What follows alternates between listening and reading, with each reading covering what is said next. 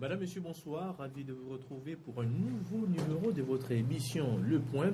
Comme vous le savez, mesdames et messieurs, Le Point est cette tribune consacrée aux journalistes et aux analystes politiques pour passer au peigne fin les sujets qui ont marqué la semaine. Il sera question pour nous ce soir, mesdames et messieurs, de parler de l'échec de l'opposition, tout juste après l'élection présidentielle dernière. Il sera question avec nos invités d'analyser les pour et les contre de cet échec, de l'inculpation également des confrères Zeusia Zadouro, Carlos Keitaou et Abi Alpha par la justice togolaise. Et il sera encore question, mesdames et messieurs, dans cette émission de parler de la recrudescence des braquages à Lomé, ça pullule un peu partout. Et enfin, nous allons aborder l'actualité internationale avec la situation qui prévaut en Guinée et au Congo-Brazzaville. Pour nous accompagner, mesdames, messieurs, ce soir, nous avons Ildefonse Apaki, directeur de publication du journal La Gazette du Golfe. Ildefonse, bonsoir. Bonsoir Daniel, bonsoir à tous les téléspectateurs de RTDS. Également sur ce plateau, le pasteur Kossi Agoudavi, il est l'ex-président du Conseil national du collectif des associations de la société civile et des organisations syndicales du Togo, entendez la CASTCOT. Bonsoir, pasteur. Bonsoir et bonsoir téléspectateurs, téléspectatrices. Et ensemble, nous allons. Voilà. Ensemble, nous allons, mesdames et messieurs, ouvrir les débats avec l'échec de l'opposition. Donc, on essayé d'analyser plus ou moins cet échec de l'opposition. Est-ce qu'aujourd'hui, Ildefonse Apaki, on pourra parler de l'échec de l'opposition après la présidentielle dernière? Je ne sais pas quel esprit t'a inspiré. Vous avez mis échec de l'opposition, mais je crois que je suis très jeune, mais j'ai essayé de suivre à la lettre la lutte amorcée depuis le 5 octobre 1990. Et s'il faut se prononcer sur cette lutte, moi je ne parlerai pas d'échec, je parlerai d'un résultat mitigé. Je reconnais qu'il y a eu des ratés, je reconnais qu'il y a eu des erreurs. Et je crois que la lutte continue, puisque en face, ceux qui ont pris la lutte, pour la plupart, ceux qui ont été les devanciers, pour la plupart ne sont plus sur la scène. Je veux parler d'Aidem Kodjo, Léopold Névi, Maître Ovi Agboibo, Gilchrist Olympio, qui à un moment donné avait pris les devants, mais qui aujourd'hui, je peux dire entre guillemets, qui sont à la retraite. Et donc, c'est vrai que, comme je l'ai souligné tout à l'heure, il y a eu des ratés. Il y a eu des erreurs aussi qu'il faut corriger pour la suite. Voilà.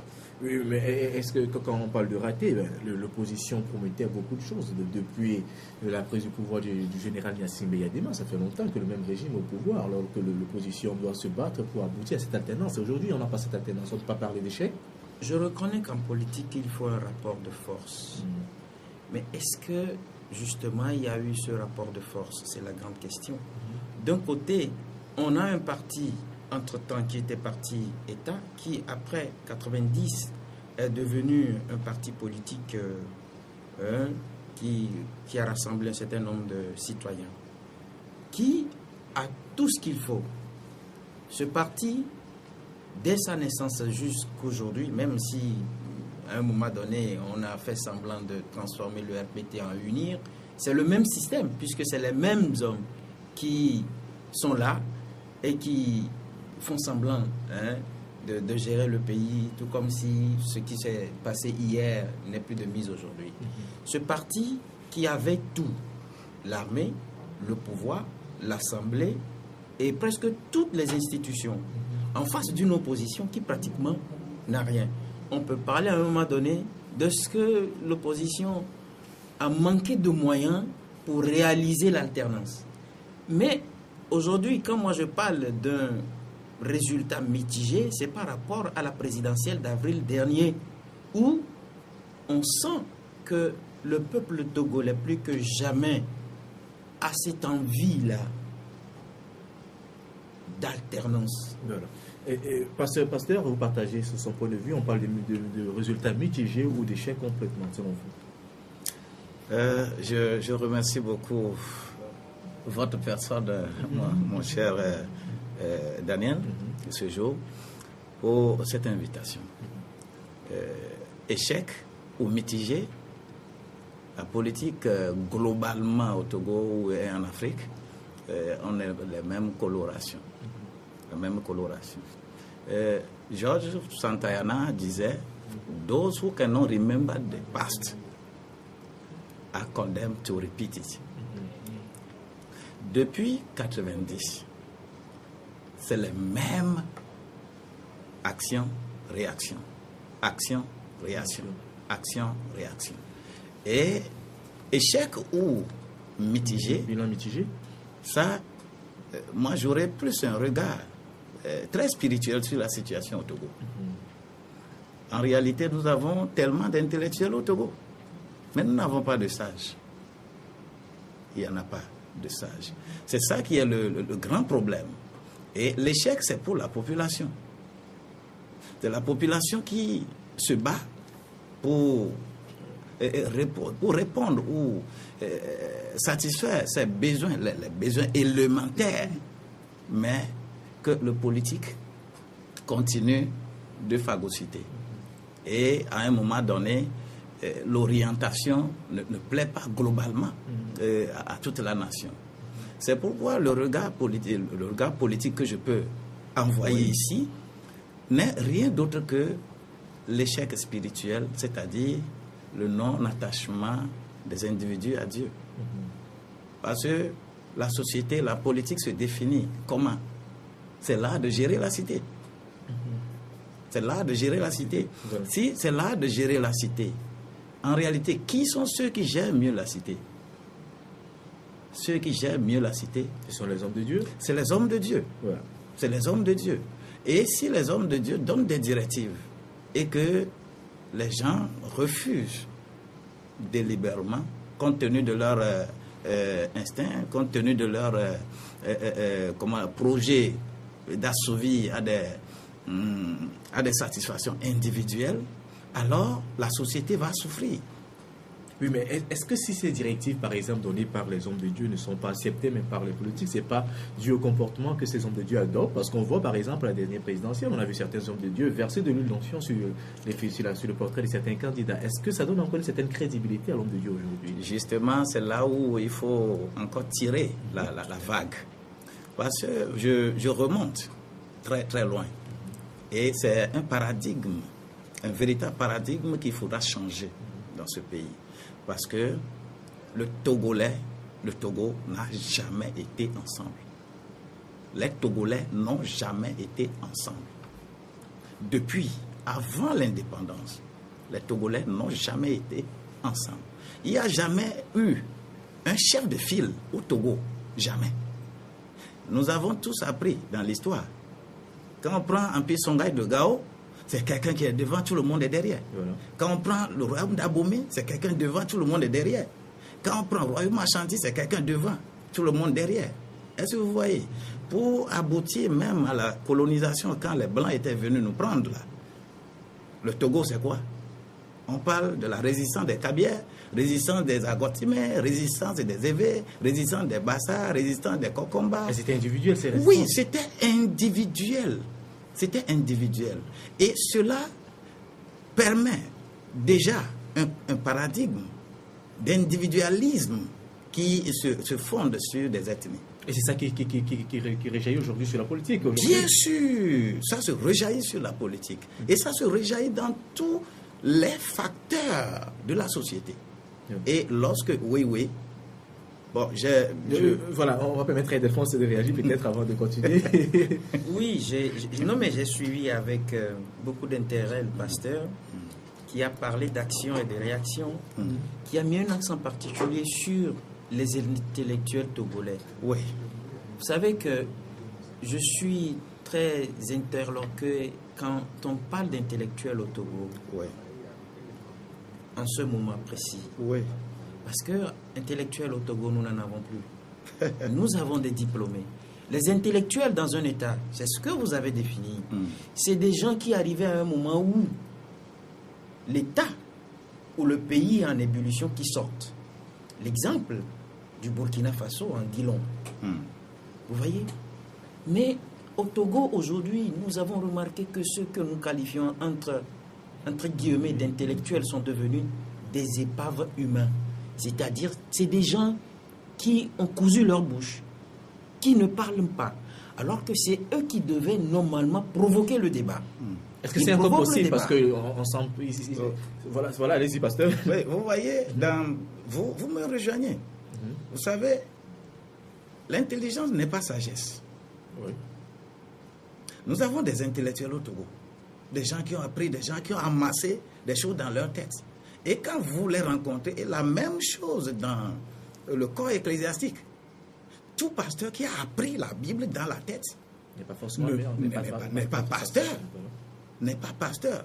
Et c'est pourquoi nous avons des leaderships intellectuels qui sont dans le pays. Mais personne n'est sage.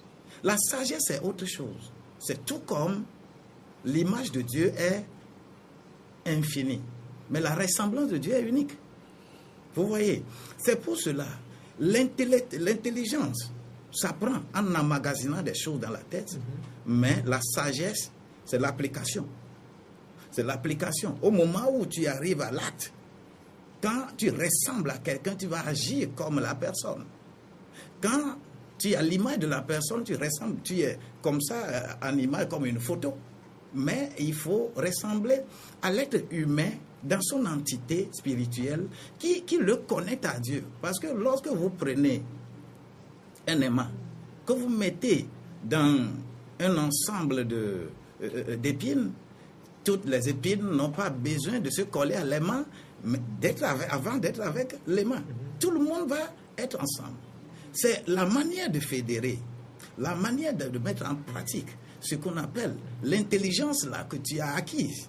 C'est ça qu'on appelle la sagesse. Et c'est ça qui nous manque beaucoup. Voilà. Et ça là ne s'apprend pas à l'école. Voilà. Effectivement. Et Ildefonse, voilà, vous voulez continuer? Oui, je voulais continuer parce que c'est toi qui m'avais coupé. Je vous avais coupé, effectivement. Oui, n'empêche que je reprenne le fil. Alors, le pasteur a mis l'accent sur les autorités morales. Et tout à l'heure, dans son développement, il a encore fait cas des autorités ecclésiales. Mais ce qui me choque, c'est qu'à un moment donné de la vie du Togo, quand vous avez les autorités politiques qui prennent des engagements vis-à-vis de leur peuple, qui n'arrivent pas à les respecter. Je prends le plus récent, lorsque le chef de l'État, par exemple, demande qu'on fasse les assises dans l'éducation et dans la santé parce qu'on se rend compte que dans ces deux domaines clés, il y a des problèmes. Alors, jusqu'à aujourd'hui, ces assises n'ont jamais été convoquées. Le chef de l'État qui demande à ce que l'accord signé, l'accord politique global signé, lorsqu'il est devenu le garant de cet accord, il est obligé d'aider les autres acteurs à mettre en pratique ou bien en œuvre ces réformes. Elles n'ont jamais été faites.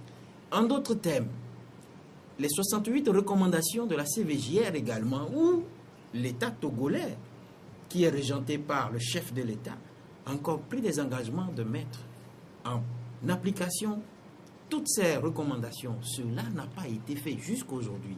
Quelle a été la réaction des autorités morales? Parce que dans un État, il n'y a pas que les autorités politiques, il y a des autorités morales. Qu'est-ce que ces autorités-là?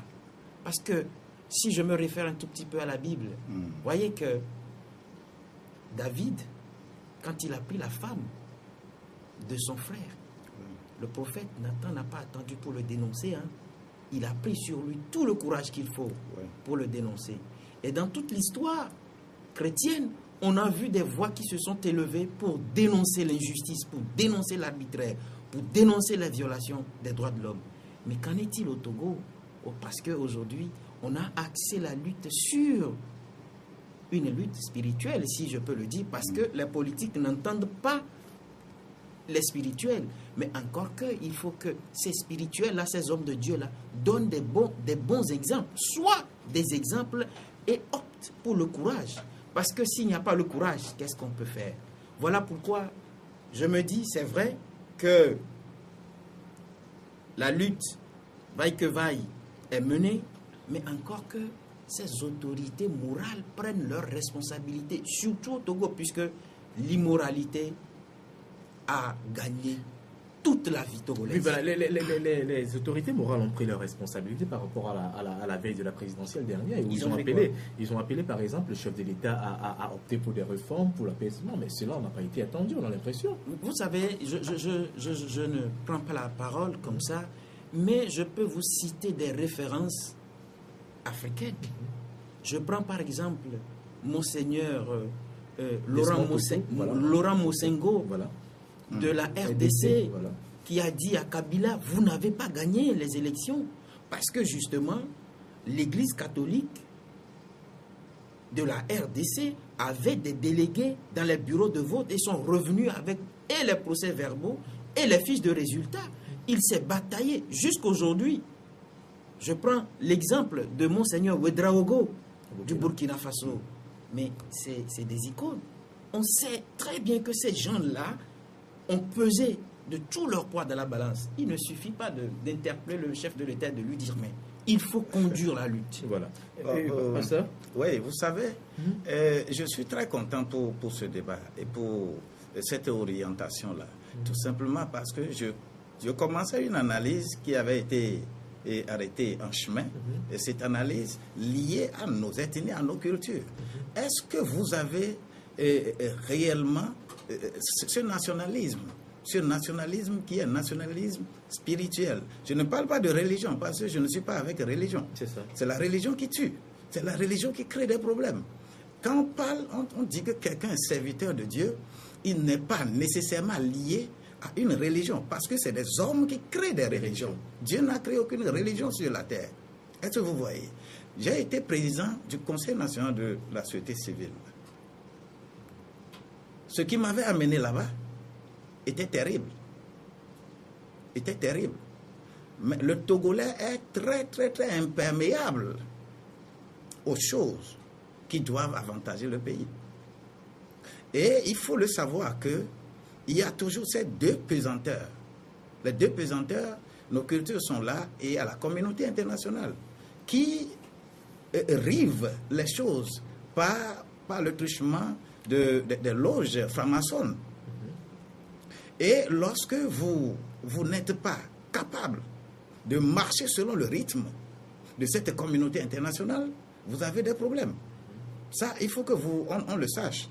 Les pays qui ont été cités, le Burkina, j'ai donné déjà l'exemple de l'Empire Songhai de Gao, voilà, avec le Mali, tout ça là, ensemble, c'était de vrais piliers qui ont soutenu le peuple malien, le peuple burkinabé, et leur comportement a toujours accompagné ce qu'ils sont en train de faire. Mais ici au Togo, nous avons les pasteurs de l'opposition, les pasteurs du pouvoir. Ce qui n'est pas normal. Oui, ce n'est pas normal. Un pasteur, un homme de Dieu est un homme de Dieu. Quel que soit comment la personne est mauvaise, le pasteur, l'homme de Dieu, est appelé à ramener cette personne-là à la raison. Et pour que les brebis et les lions puissent manger ensemble, Isaïe 11. Bien sûr que les lions ne mangent pas de l'herbe, mais il est amené, le pasteur doit amener tout le monde à manger de l'herbe. Est-ce que vous voyez? Voilà. Bon, mais lorsque le pasteur se lève en même temps, dans sa déclaration, on sent en même temps une coloration. Comment vous pensez que c'est possible qu'on peut fédérer? Ce n'est pas possible. Moi, c'est ça qui a été mon véritable problème dans la société civile. Tels disent que il doit être les gens de ceux-là. Tels disent non. Et même ceux qui se disent chrétiens, enfants de Dieu, c'est les premiers qui m'ont combattu. Mais aujourd'hui, ils se rendent compte que le pasteur Abou David disait la vérité tout le temps. Parce que nous avons besoin d'être ensemble. Ce n'est pas le fait de faire des déclarations, faire des mémorandums, les lettres ouvertes, ce n'est pas ça l'essentiel. Ce n'est pas ça l'essentiel. Et il faut que nécessairement, lorsque je ne peux pas changer la direction du vent, I cannot change the direction of the wind, but I'm obliged to manage my sails. Je ne peux pas changer, si je ne peux pas changer la direction du vent, au moins je peux aménager mon voile. je peux l'aménager. Mais si je sais que je ne peux pas changer la direction, mais je ne veux pas également ménager mon voile, alors j'ai des problèmes. Et ce sont ces problèmes-là que nous avons depuis 90 jusqu'à aujourd'hui. Voilà. Et c'est les mêmes actions, réactions. C'est-à-dire que quelqu'un dans son pays, il réfléchit selon son village. C'est-à-dire tous les leaders politiques, tous les leaders ecclésiastiques, tout le monde réfléchit comme son village. Personne ne veut se déconnecter de son leadership charismatique, traditionnel. Personne ne veut se déconnecter de ça et savoir comment comprendre les autres. Est-ce que vous voyez? Cela n'arrange pas le Togo. Cela n'arrange pas le Togo. Nous avons besoin de fédérer les forces spirituelles qui doivent conduire ce qui est intellectuel. Voilà. Sinon, nous avons des problèmes. Voilà. Il y a un autre problème aussi. Il y a beaucoup d'autorité morale. On parle de l'autorité morale qui est l'Église. Il y a aussi l'autorité morale ou traditionnelle. On parle des chefs traditionnels. Aujourd'hui, nos chefs traditionnels, par exemple, n'ont plus de valeur. Moi, j'ai assisté, par exemple, à un événement où il y avait des chefs traditionnels gagnés. On dirait des présidents. Ildefonse Agbaki. Vous savez que j'ai du mal à aborder le sujet des chefs traditionnels togolais. Parce que j'ai vécu dans des pays africains, j'ai vu l'importance que l'on accorde aux chefs. J'ai vu l'importance de la chefferie traditionnelle. À comparer avec ce que nous avons au Togo, mais ça donne la chair de poule. Parce que vous allez à une invitation en tant que journaliste où vous remarquez la présence de ces chefs traditionnels. Lors des cocktails, vous allez remarquer comment les chefs se battent pour des brochettes. Vous allez voir comment, quand il faut partager des sous, comment les chefs traditionnels se battent. À l'opposé du Noronabat du Burkina Faso, à l'opposé du roi Ashanti, qui a joué un très grand rôle dans la crise de Kinabé. Du roi Ashanti. Vous voyez tout cela. Quand nous le mettons ensemble, mais excusez-moi que je dépasse ou bien que je revienne un tout petit peu en arrière. Le pasteur a développé tout à l'heure des thèses. Mais moi, je voudrais lui poser la question de savoir, il est dans le monde de ces hommes de Dieu. Est-ce que, ayant fait ce travail de fond et ayant reconnu que le Togo souffre d'un mal, quel a été le travail que vous avez fait aux côtés ou bien ensemble avec d'autres confrères pasteurs pour éviter que le Togo ne sombre? C'est la première question. La deuxième question, c'est que ce que moi je ne conçois pas, ce que je ne comprends pas, c'est que en face, et c'est là où je dis que 25 ans après, quand on fait le bilan de l'amorce du processus de démocratisation au Togo, moi je ne parle pas d'échec parce que en face, on a un parti politique qui régente l'État togolais depuis des lustres. Il ne faut pas oublier le côté brutal de ce parti qui a pour lui l'armée. Le problème togolais, c'est vrai qu'on peut le concevoir sous un angle purement spirituel, mais quel a été le rôle de l'armée? Cette armée-là, dont la loi fondamentale en son article 147 fait d'elle, ou bien oblige, qu'elle doit être une armée neutre au service de tout un peuple. Vous vous rendez compte le rôle que l'armée a joué depuis 1963, le 13 janvier 1963. Et si nous parcourons l'histoire, vous allez voir l'intrusion de l'armée dans le jeu politique. Vous allez voir tout ce que les hommes de la Grande Muette, on les appelle la Grande Muette, mais elles n'ont jamais été muettes. Elles ont toujours fait irruption dans le jeu politique. Qu'est-ce qu'il faut faire? Alors que tout le monde sait que pour toute armée au monde, le rôle régalien premier, c'est la protection de l'intégrité territoriale. Mais au Togo, on a comme l'impression que l'armée togolaise, loin d'être au service de tout le peuple, a pris fait et cause pour une seule formation politique qui régente l'État togolais il y a bientôt 50 ans. Oui, mais il y a plein de trucs avant de réagir, mais j'aimerais que Ildefonse réponde aussi à cette question. Il y a tellement de points que vous avez développés, mais est-ce que l'opposition n'est pas comptable même de cette situation? Je crois que je ne suis pas en train de disculper l'opposition togolaise. Voilà. Parce que j'ai dit tout à l'heure qu'il y a eu des ratés. Des ratés il y a eu des erreurs que l'opposition doit corriger. J'ai même ajouté que juste au sortir de la présidentielle d'avril dernier, l'on se rend compte que ce peuple a une soif terrible d'alternance. Ceux qui sont là aujourd'hui ne veulent pas partir. Mais il ne revient qu'à l'opposition de faire le travail qu'il faut. Donc ça veut dire qu'on donne raison au pasteur Boudavi quand il dit que la résistance est individuelle depuis l'origine. Hein? Je n'en disconviens pas. Mais je peux vous surprendre tout à l'heure. Tout à l'heure, sur une chaîne de la place, le responsable du dernier parti politique, qui vient de naître, voilà, je l'ai suivi. Ce matin, un auditeur a appelé pour lui dire, mais est-ce que vous vous rendez compte que cette élite doit avoir un meneur? Il dit non. Il a dit non. Il a dit non. Et moi, je crois savoir que dans un État où les choses sont aussi corsées que ça, si vous n'avez pas un meneur, ça ne peut pas marcher. Voilà. Pasteur, on va réagir rapidement. Oui, effectivement, vous savez, même au niveau de mon église, il y a également eu un recommencement. Vous savez, nous avons des églises ici jusqu'à la région centrale. On avait une trentaine d'églises. Mais un problème se posait. Chaque fois on t'appelle, viens régler problème. Viens régler problème. Viens régler problème. Donc je vais m'asseoir.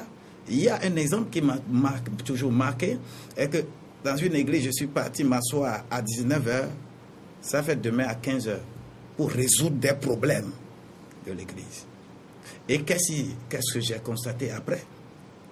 C'est parce qu'il n'y a pas une école unique pour converger les idées, les visions. C'est pour cela que j'avais ces problèmes. Alors, j'ai abandonné toutes ces églises-là pour créer école. C'est pourquoi il y a l'école Holistic School for Evangelism qui ne parle que de la vie de l'homme. Et c'est pourquoi, d'ailleurs, le 31 octobre prochain, j'aurai une conférence encore à donner à ce sujet. Voilà. Est-ce que vous voyez? Donc, et à partir de cette école, les églises que nous fondons aujourd'hui, on ne m'appelle plus pour d'éventuelles résolutions de problèmes. Parce que quoi? Quand vous voulez vous engager sur un chantier, il faut comprendre les choses. Vous savez, un auteur disait, si tu veux construire un bateau, ne cherche pas à demander les matériaux qu'on doit utiliser pour construire le bateau aux gens. Mais explique l'immensité de l'océan aux gens.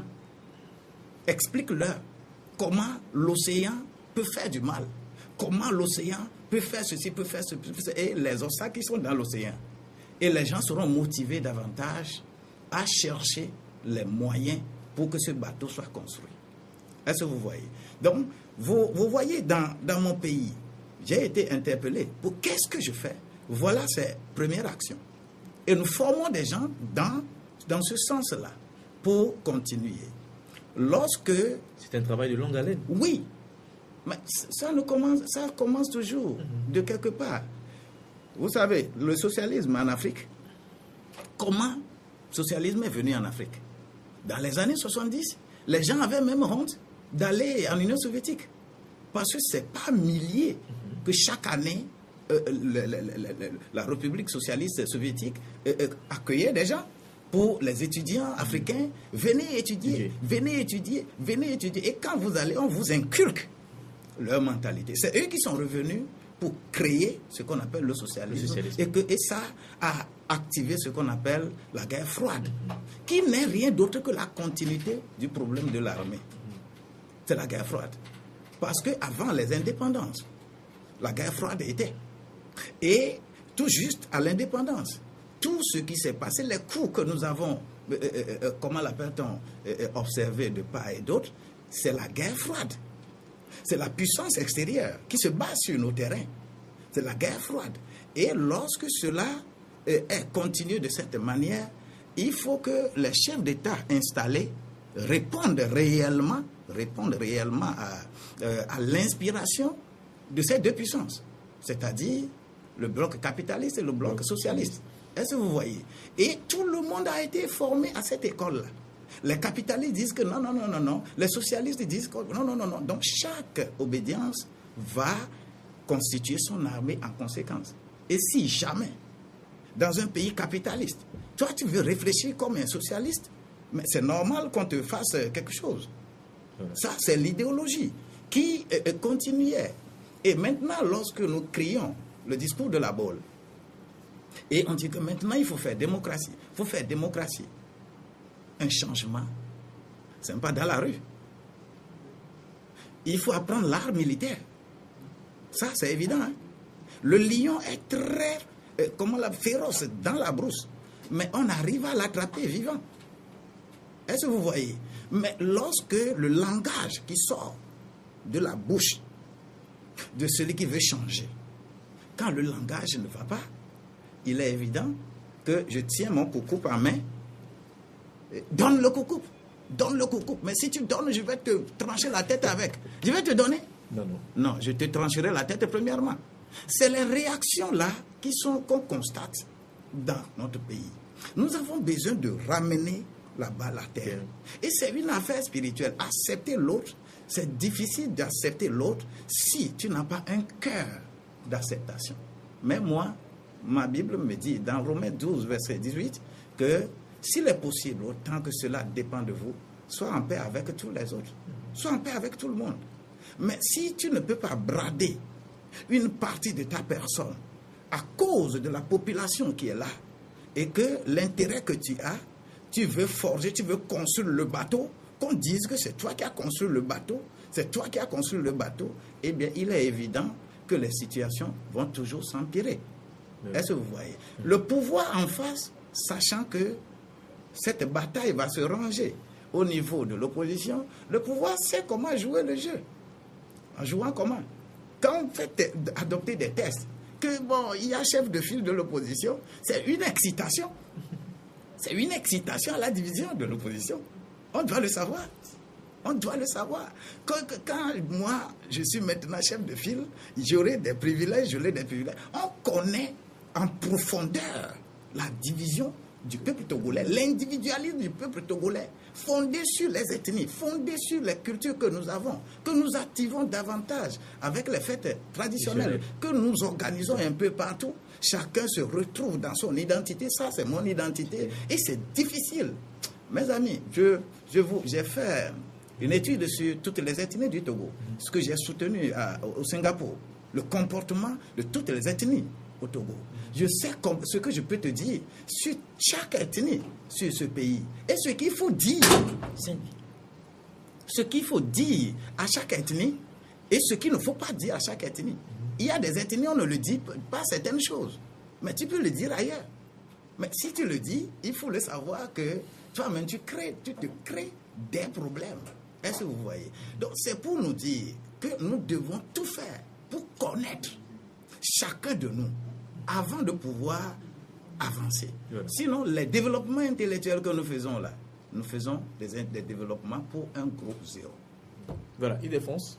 Une dernière réaction pour qu'on puisse avancer avec le sujet. Oui, mais j'ai suivi encore avec intérêt. Oui. Mais si les débats intellectuels n'ont plus leur valeur, où est la place? Où est le rôle des intellectuels? Oui, on ajoute la sagesse à l'intellectualisme. C'est ça. Les deux vont de pair. Ils vont de pair, voilà. C'est comme croissance et développement. Je suis en partie, non mais je suis en partie d'accord, mais toutes les études qui ont été faites par le pasteur Abu Dhabi, il a partagé avec qui? Étant donné que vous connaissez, vous l'avez dit tout à l'heure, que vous connaissez au moins les critères ou les principes de toutes les ethnies du Togo. Oui. Vous avez dit tout à l'heure, pour vous paraphraser, que le pouvoir en place, ou bien les gens qui l'incarnent, ont étudié la morphologie de tous les acteurs politiques, oui. Ce qui fait aujourd'hui que la lutte qui est engagée depuis là n'aboutit pas. Je n'en disconviens pas.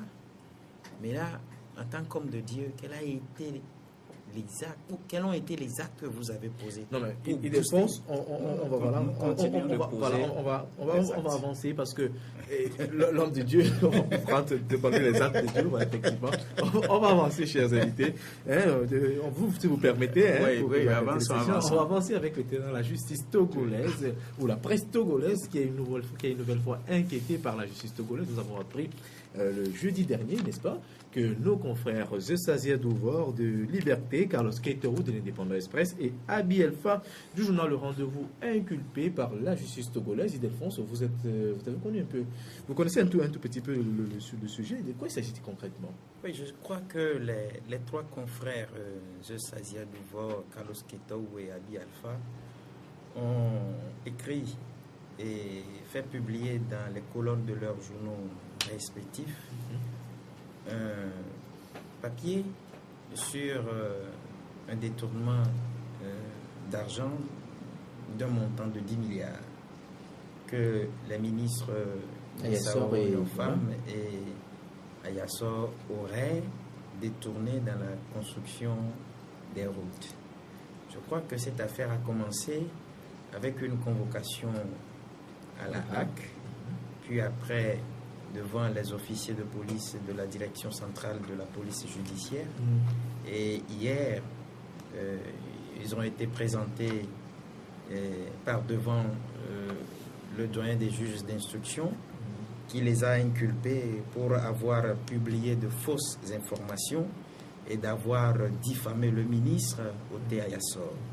Je crois que quand nous avons pris langue avec leur avocat, il nous a été fait signifier que les confrères sont placés sous mandat, sous contrôle judiciaire et ils n'ont pas le droit d'aller encore en profondeur. Ça dit qu'ils n'iront plus dans le fond du dossier.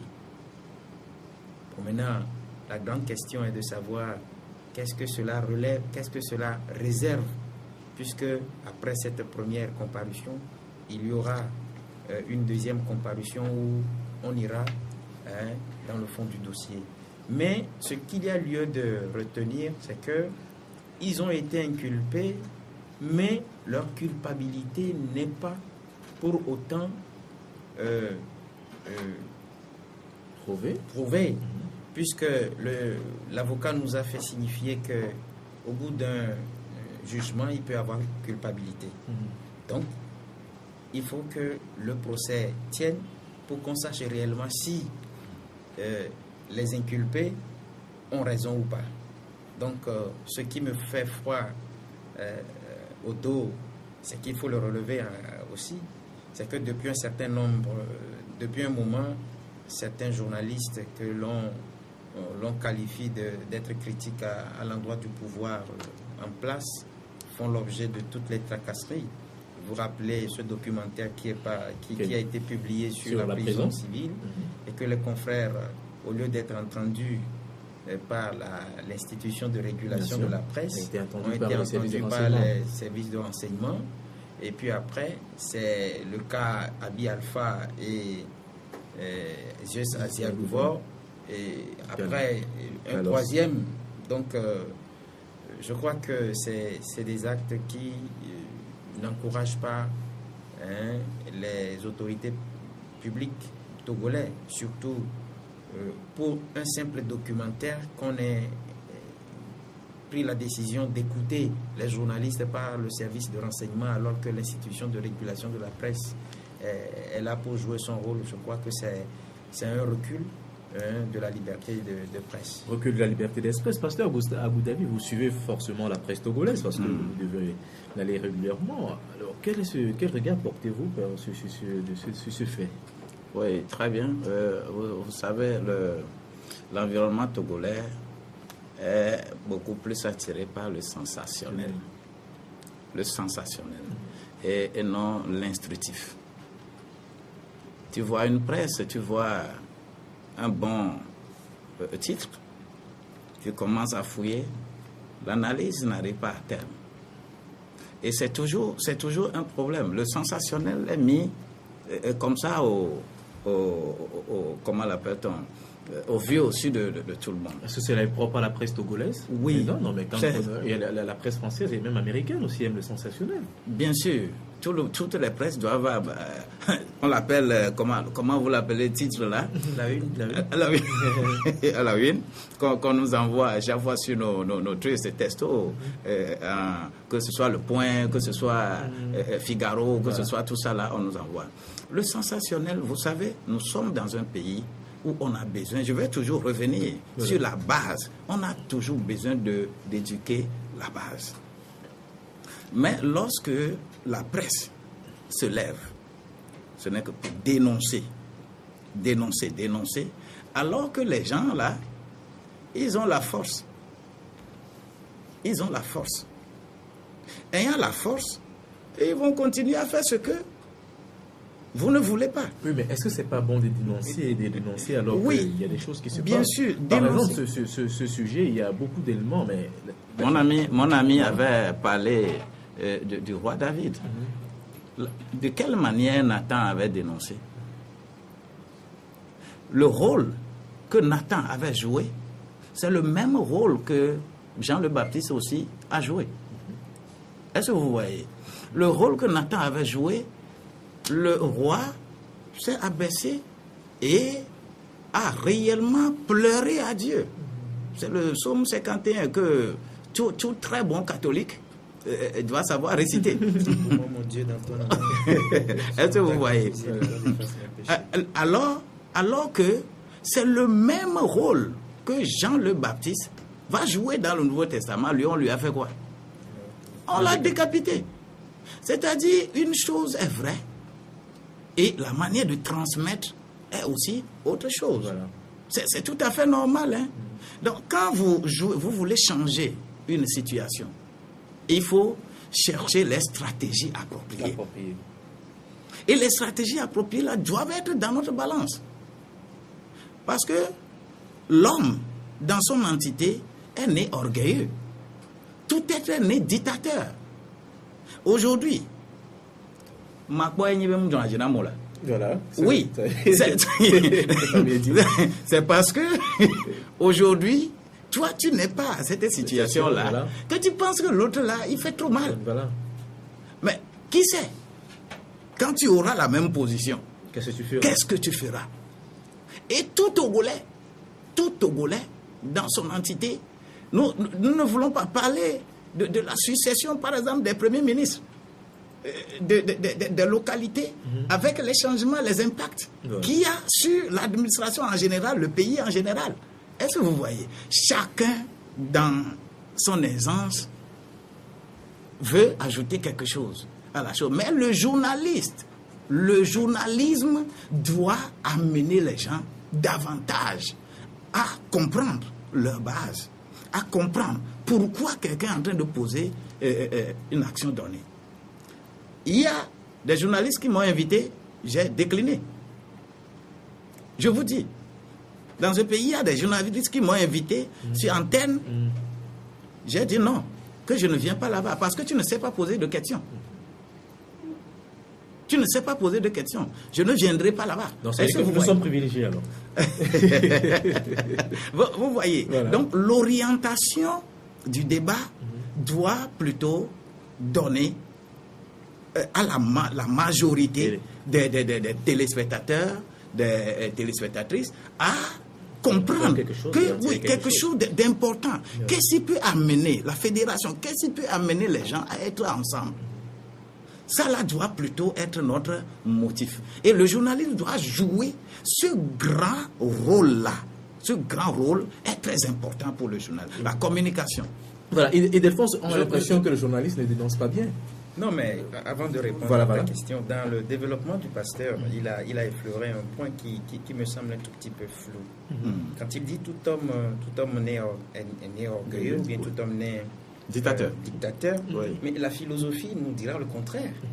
L'homme naît avec toute une virtualité qu'il essaye d'actualiser avec le biais de la culture pour dire que tout homme est le produit de son milieu.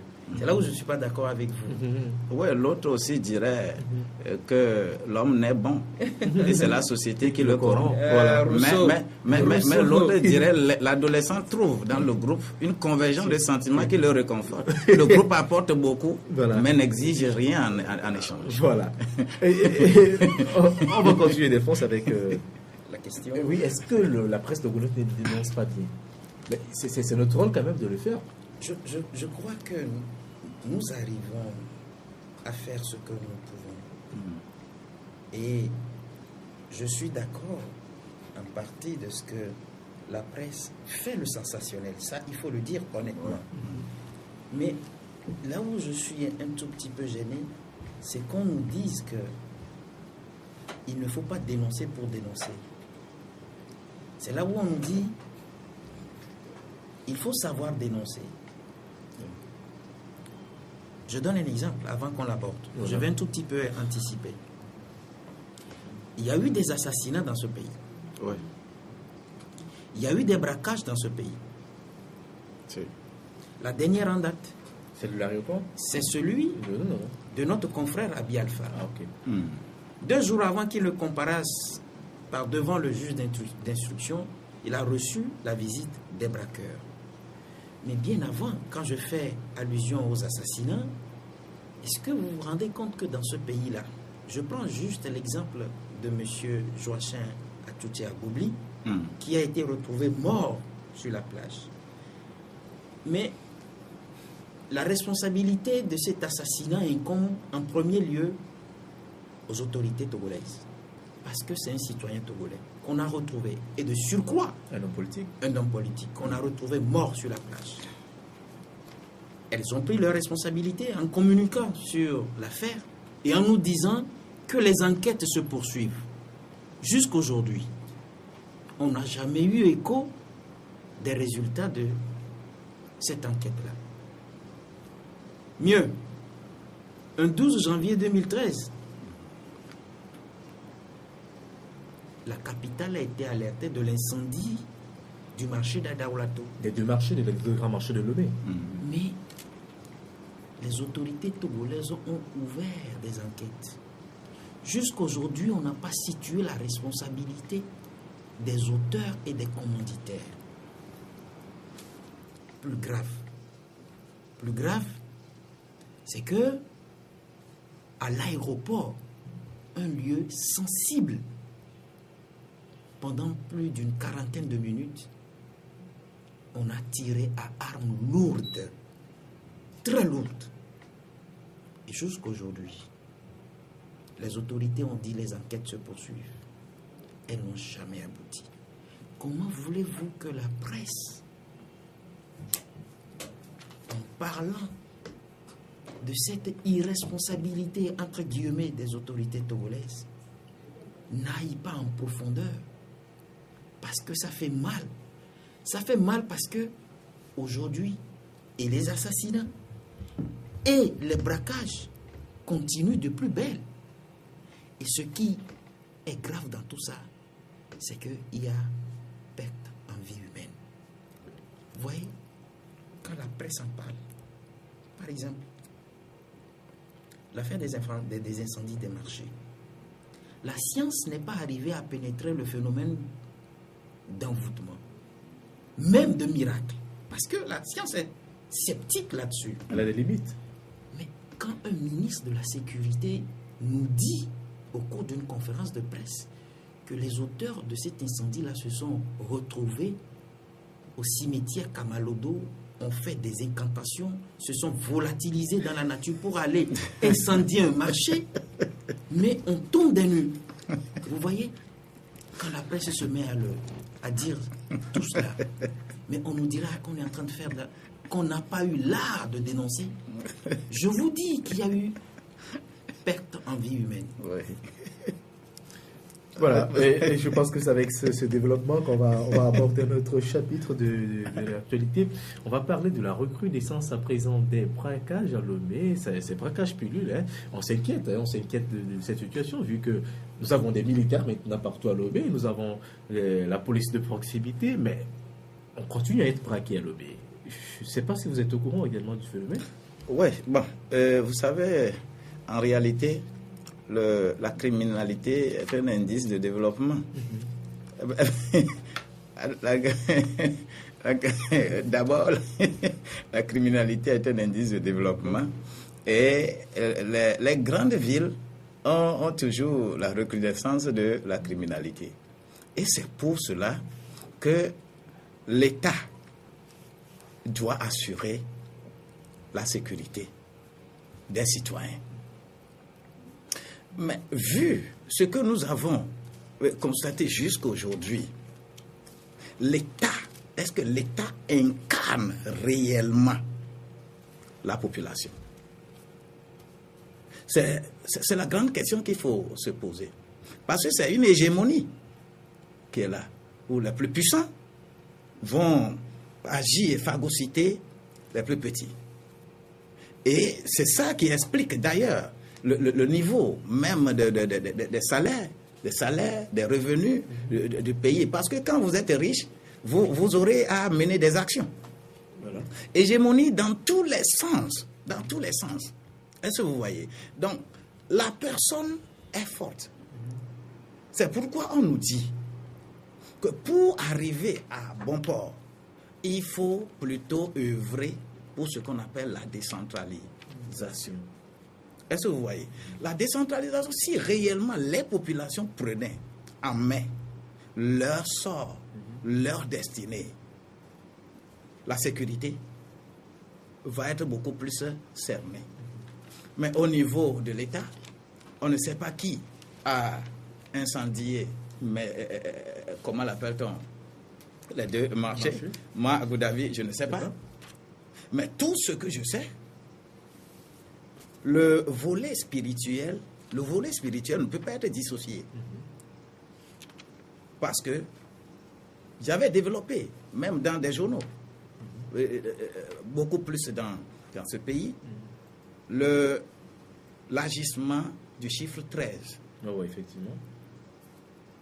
Et les incantations liées à cela.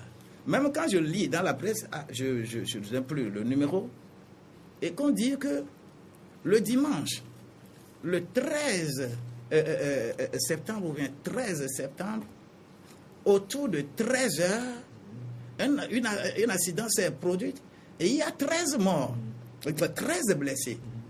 6 morts du côté des militaires et 2 morts du côté des civils. C'est dans le communiqué du ministre de la Sécurité que je suis en train de transcrire. Voilà, effectivement. Bon, moi, en tant que serviteur de Dieu... Ça ne vous a pas étonné? Ça ne m'a pas étonné. Parce que vous comprenez ce que ça veut dire. Je comprends les faits là. Je comprends ce qui s'est passé là-bas. C'est un sacrifice. Est-ce que vous voyez? Et c'est la même chose qui se produit depuis. Quand vous prenez le 27 avril 1960, calculez bien, vous allez voir 13. Ce n'est pas pour rien qu'on a retardé pour que ça soit là-bas. Et ça a évolué. Les criminalités que vous constatez un peu partout, le chiffre 13 a besoin du sang. C'est sa nourriture préférée. Et au fur et à mesure que le sang verse, c'est la force qu'on donne à ceux qui incarnent cela. Et vous pouvez sauter, aller au ciel et revenir. C'est comme ça. Tant qu'on ne veut pas comprendre, on ne veut pas comprendre les soubassements spirituels de la situation dans le pays. Et on veut rester. Vous savez, vous ne pouvez jamais interdire à un manguier de produire des mangues. Si vous voulez que le manguier ne produise plus de mangues, attaquez-vous à la racine. Déracinez manguier pour que ça ne produise plus. Mais quand on se met à regarder les fruits, comment on a fait ça? Ça là s'est passé. Il y a criminalité. On a tué ici. On a fait ceci. Tout ça là ne sont que des fruits. L'arbre est là. Et le changement de l'arbre, ce n'est pas la rue. Voilà. Et défense? Je suis très intéressé par le chiffre 13. Ouais, je suis très intéressé par le chiffre 13 parce que je suis né le 13 avril.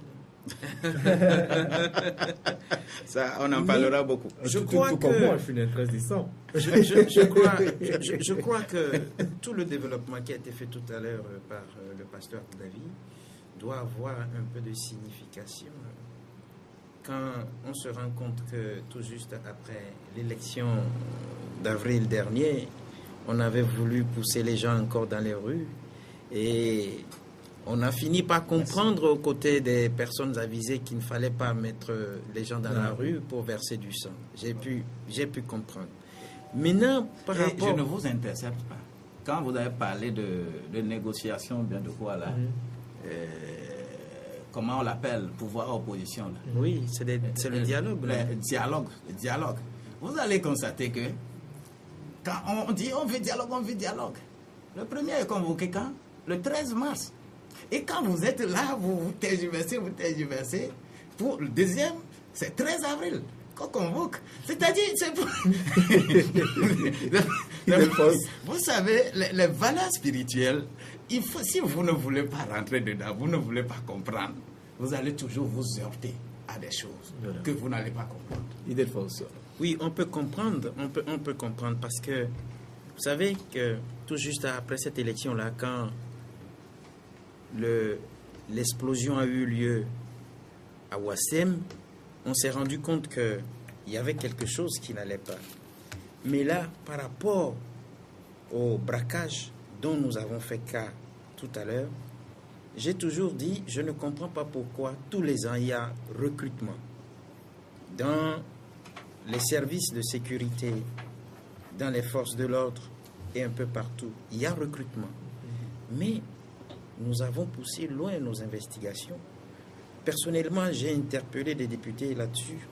Mais comment se fait-il qu'il y a tout ce recrutement, il y a le grand banditisme, il y a le braquage, il y a les assassinats, et puis bon, mais les députés ne disent rien.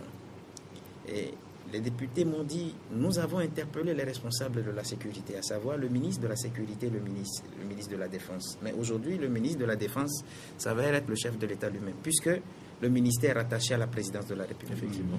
Alors ils ont dit, ils sont interpellés des fois lorsque les travaux de l'étude du budget s'annoncent pour demander à ces responsables, qu'est-ce que vous avez besoin pour la sécurité de l'État? Alors, la réponse qui m'a été servie, c'est que ces responsables de sécurité ont dit, c'est un sujet très sensible, nous ne venons pas. Alors, à côté, vous allez voir les mêmes députés qui nous disent, quand ils ont poussé loin leurs investigations auprès des autres responsables de sécurité, ils disent, mais vous savez, on n'a pas de matériel, on n'a pas une source de financement assez adéquate pour mettre de l'essence dans nos véhicules. D'ailleurs, on n'en a pas. Au-delà même des recrutements dont j'ai parlé tout à l'heure, de la convocation des responsables de la sécurité, au-delà des deux choses. Mais posons-nous la question de savoir, si je n'étais pas sur ce plateau avec vous, je n'allais pas comprendre certaines choses, mais je les explique quand même. Posons-nous la question de savoir que valent les services de renseignement dans notre pays. Parce que ces agents de renseignement ne sont pas là pour écouter juste les journalistes et non pour traquer les opposants. Mais quand on parle du grand banditisme au Togo, il faut que ces agents de renseignement pénètrent ces zones où sont préparés ces coups. Parce que, quelque part, ils doivent avoir un abri. Où sont formentés ces coups-là? Mais que valent les agents de renseignement dans notre pays? Est-ce qu'ils sont là? Ils écoutent plus ces journalistes? Oui. Ah, mais c'est ça. Mais, et au-delà de ça, au-delà des auditions des journalistes, on a comme l'impression que les services de renseignement sont là juste pour le chef de l'État et pour les membres du gouvernement. On a l'impression que les services de renseignement sont là pour barrer la route au coup d'État, au renversement du pouvoir. Et pour la sécurité des populations, c'est pas trop leur problème. Voilà. Alors, quelqu'un qui m'a suivi cette semaine sur une chaîne où je développais ceci m'a interpellé après pour me dire, c'est parce que ces braqueurs-là n'ont pas été zigouillés ou bien par les autorités ou les membres de ces autorités-là qu'elles ne prennent pas leurs responsabilités. Mais au-delà de cela, posons-nous la question de savoir, quand il y a ces grands banditismes, quand il y a ces braquages qui sont faits des fois par des armes lourdes, qui sont ceux qui détiennent les armes au Togo? Est-ce que tout le monde est autorisé à avoir un permis de port d'armes? J'ai mené mes petites enquêtes. Non, il y en a. J'ai mené mes petites enquêtes. Il faut débourser au moins 2 millions. Donc, ce qui veut dire que nous trois, sur ce plateau, nous ne pouvons pas débourser 2 millions pour avoir un permis de port d'armes. Alors, tous ceux-là qui foutent le bordel, tous ceux-là qui sèment la terreur dans le pays, avec des armes lourdes, puisque à l'aéroport, c'est des armes de guerre, on a dit. Ces armes-là, qu'elles appartiennent. D'où proviennent-elles? C'est la grande question. On va finir avec ça. On va finir avec, voilà. Allez-y. Vous savez, c'est pour cela. Est-ce que vous avez une fois entendu un politicien, un chef d'État, qui fait discours et parle d'intérêt général de la nation? En politique? Non, mais je comprends. Non, mais intérêt supérieur de la nation. Non, à cause de l'intérêt supérieur de la nation, on peut tuer quelqu'un. Oui, voilà. Juste pour vous appuyer en disant qu'en politique, n'est vrai que ce qui n'a pas été dit. Ils ne le disent jamais. Voilà. Et en politique, il n'y a rien de vrai. Toute déclaration politique est colorée de mensonges. Personne ne peut faire la politique et faire des déclarations publiques et 100% vrai. That is not possible. Voilà, merci à vous d'être passé sur ce plateau. C'était un plaisir, pasteur, de vous avoir reçu sur ce plateau pour le compte de l'émission Le Point. Nous portons toujours ouvert. Vous pouvez passer quand vous voulez. Je rappelle que c'était le pasteur Abou Davi. Il est l'ancien président national du Conseil des associations de la société civile et des organisations syndicales du Togo. Merci d'être passé sur ce plateau. Merci également à vous, Ildefonse Paquet, habitué sur ce plateau. Je rappelle que vous êtes journaliste et directeur de publication du journal La Gazette du Golfe. On se retrouve, mesdames et messieurs, la semaine prochaine, même heure, même chaîne, pour un tout nouveau rendez-vous avec l'actualité. Au revoir.